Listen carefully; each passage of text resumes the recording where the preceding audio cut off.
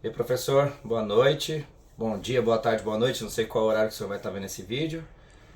Me chamo Charles Cristóvão, fazendo esse trabalho para Práticas Educacionais 5, né? E vou estar falando dos 6 princípios, como dando palestra. Em vez de fazer aquele formato que o senhor recomendou, que é mostrando a tela do notebook e pegando só seu rosto, eu achei melhor mostrar o notebook e eu também mostrando, me apresentando também. Vou colocar como se eu estivesse palestrando, como o senhor falou, para os alunos, para a modalidade que eu escrevi, que eu escolhi, quer dizer. E nisso, talvez possa ser que eu faça alguns movimentos, porque a modalidade que eu escolhi é o boxe, né? É um esporte que o senhor falou era livre, então eu me identifico bem com boxe. Fala um pouquinho de mim sobre o boxe. Pratico desde os 14 anos, hoje eu tenho 34, faço 35 esse ano. Atuo como contramestre, então já conheço bastante, tenho experiência, já lutei, já pratico até hoje, não quero deixar de praticar. Enquanto eu tenho esses punhos aqui, quero continuar praticando. Então eu me identifico bem, já estou nessa área, é uma das áreas pelo qual eu quero já estar tendo a minha formação, meu CREF, para abrir novos horizontes, certo?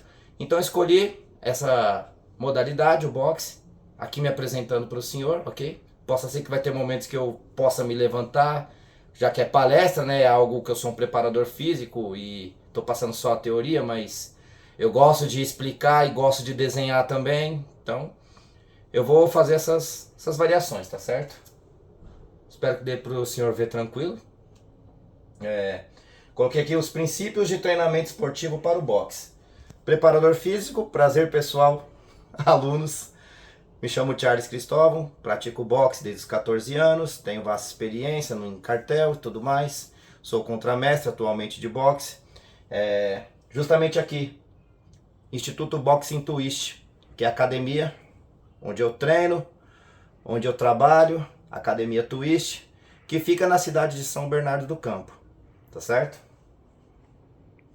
A modalidade escolhida foi o boxe, que é um esporte de combate individual de grande exigência de física, resistência, mobilidade, força, flexibilidade. Então acabei me identificando com esse esporte, ao qual eu pratico desde os 14 anos, e eu escolhi para tema dessa matéria, certo? E treinamento físico direcionado essencial para o desempenho da segurança do atleta. Então, a gente vai estar abordando 6 princípios, ok? E desses 6 princípios eu vou tentar explicar, desenhar. Estou um pouco nervoso, professor, porque gravar não é fácil. Seria mais fácil se tivesse fotos.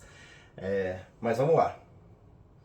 O objetivo da apresentação é compreender os 6 princípios do treinamento esportivo explicados ao boxe.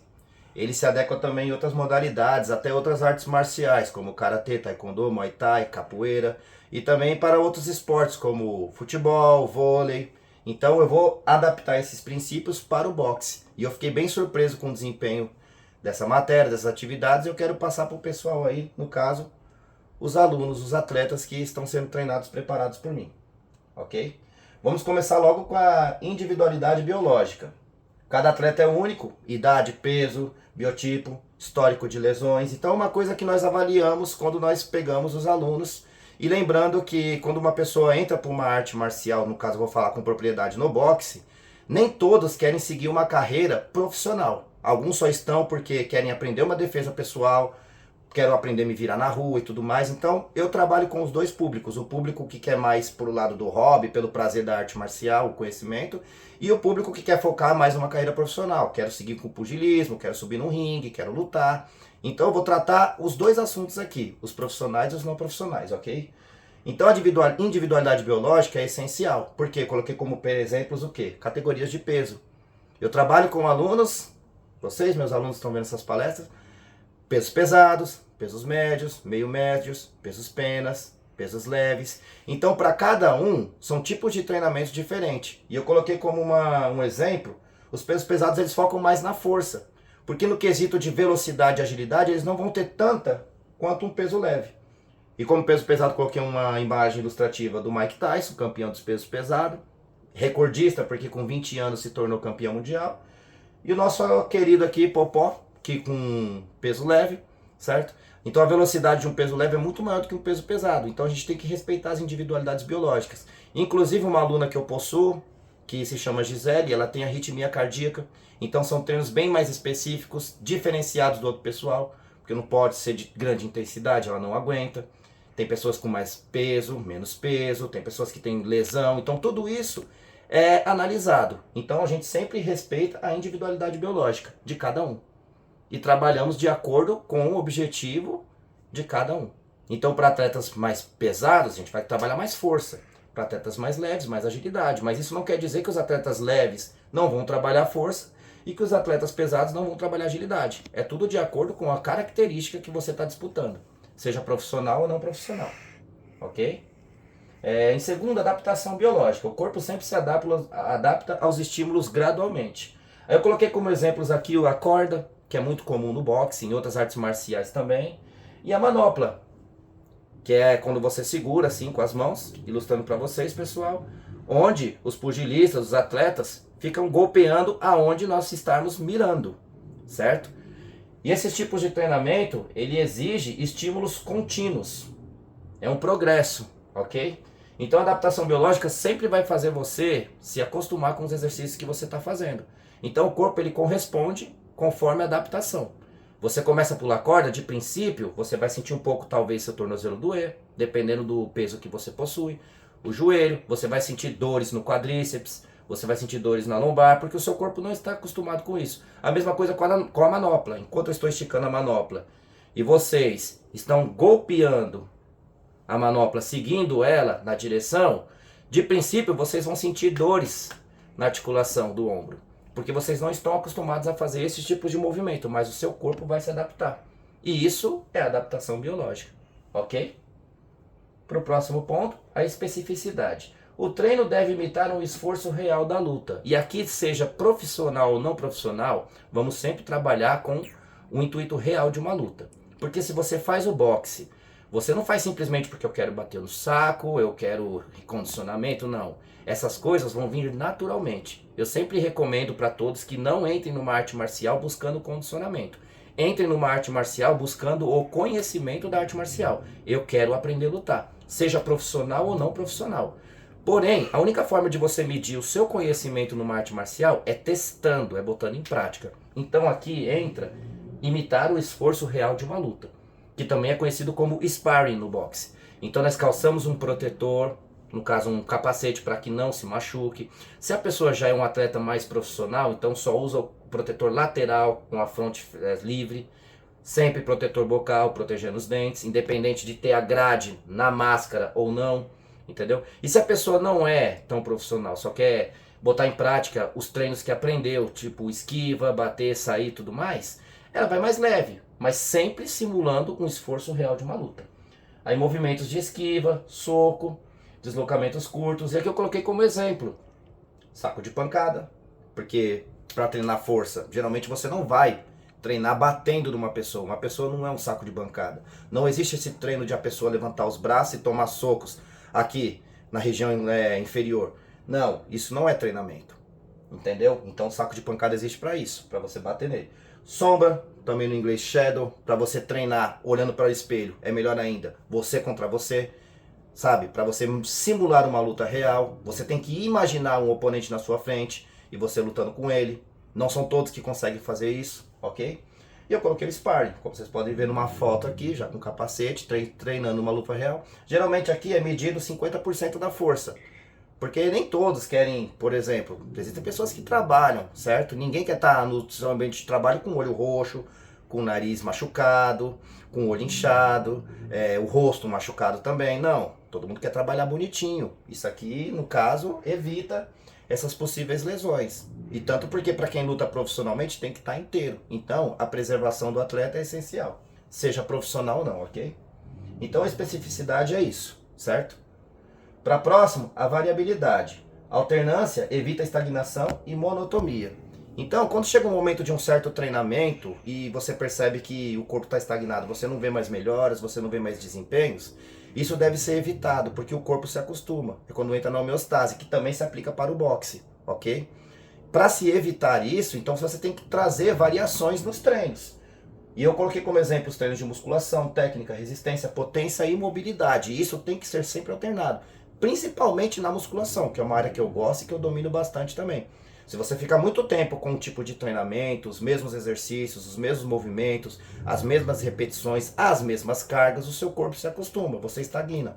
Você não tem mais uma evolução. Então, isso tem que ser quebrado nas artes marciais, tem que ser quebrado no boxe. Senão você não vai ver melhorias. E aí nós vamos praticar outros tipos de treinamentos. Se você está, por exemplo, batendo 100 socos com a sua esquerda, troca, agora você vai bater 100 socos com a sua direita. Se você está focando muito numa esquiva média, que esquiva média é quando você não se afunda muito. Uma esquiva média, agora você vai focar numa esquiva longa, vou me afundar mais. Então seu corpo não pode se acostumar, não pode estagnar. A gente tem que evitar isso ao máximo. E esse princípio é importantíssimo nas artes marciais, principalmente no boxe, ok? E estimular o corpo de formas diferentes e complementares. Sempre trocar os treinos, não importa como você vai fazer isso, mas tem que sempre ter uma variabilidade. Senão o corpo estagna e isso é complicado, ok? O quinto é a progressão de carga de trabalho. Cargas precisam evoluir conforme os atletas melhoram. Se você percebe um desempenho que o atleta está melhorando, cada vez mais o seu ritmo está melhor, a sua respiração está melhor, a sua força está melhor, a sua velocidade está melhor, a sua flexibilidade está melhor, a agilidade, a sua consciência corporal está melhor, ok? Nós temos que aumentar. E eu coloquei como exemplos aqui, aumentar rounds, reduzir descanso e colocar maiores intensidades no treino. Geralmente quando você faz um spar, você faz um spar de 2, 3 rounds, de 2 a 3 minutos, dependendo do tipo do atleta. Se não é profissional, geralmente a gente coloca 1 minuto e meio, porque a pessoa não está acostumada, o fôlego baixa, ok? Mas para ter uma maior progressão de carga de trabalho nesses exercícios, nesses treinos, para ter mais variabilidade e tudo mais, o que nós fazemos? Aumentamos os rounds. Ó, hoje você vai lutar 5 rounds.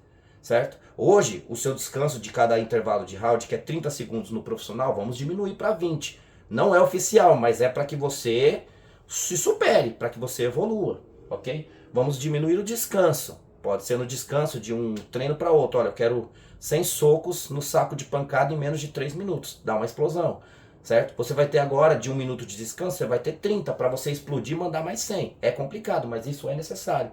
Por quê? Porque tudo deve ser monitorado para evitar sobrecarga e lesões. Então sempre está perto do atleta, observando, vendo se tem muita ofegância, sabendo os limites do seu atleta, no caso dos meus atletas.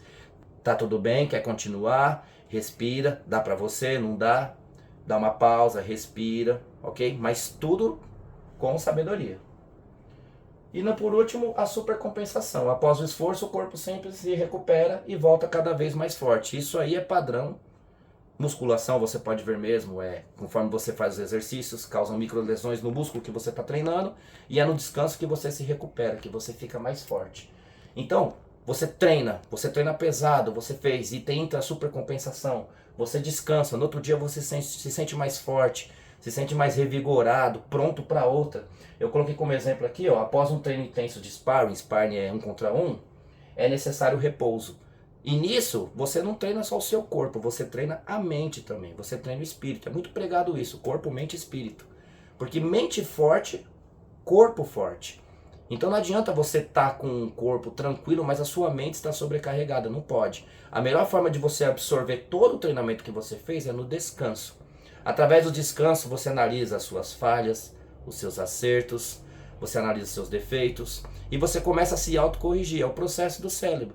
E quando você descansa, você volta mais forte. Mesmo que aquele treino não tenha sido tão bom, tão eficiente quanto talvez vocês achassem que fossem, após o seu descanso você fala, não, errei nisso, preciso melhorar nisso. E aí você volta e parece que volta mais tranquilo, porque o seu cérebro absorveu aquele conhecimento, absorveu aquela informação. O corpo vai se acostumando, vai se adaptando. Ok? O descanso é a parte fundamental para o processo de evolução. Então você treina pesado, você entra na supercompensação, você descansa e você volta mais forte. Sempre com sabedoria, treinar com tranquilidade. É isso que eu prego na minha aula de boxe, que eu sou contramestre. É isso que eu ensino para os meus alunos. Sempre treinar bem, descansar bem, se alimentar bem, dormir bem, porque no outro dia vai ter mais. E o que você foi ontem, você não pode ser no outro dia, você tem que ser melhor. Senão estagna, ok? E a conclusão é isso. Os princípios guiam o planejamento de treinamento. Esses 6 princípios que foram abordados aqui com um planejamento de treino adequado para o boxe, vai fazer com que os atletas se superem, melhorem, quem sabe disputam medalhas olímpicas, fazer futuros campeões. Esse é o sonho de todo lutador, ser campeão. Foi o meu sonho, ainda não é tarde, mas acho que agora eu estou em outra pegada, numa pegada mais acadêmica, quero ensinar tudo que eu sei, ok? Treinar bem não é apenas intensidade, mas é inteligência, novamente. Mente forte, corpo forte. Treinar com inteligência. Um exemplo clássico é se o aluno não está se sentindo bem, se o atleta não está se sentindo bem. Aluno não profissional, atleta profissional.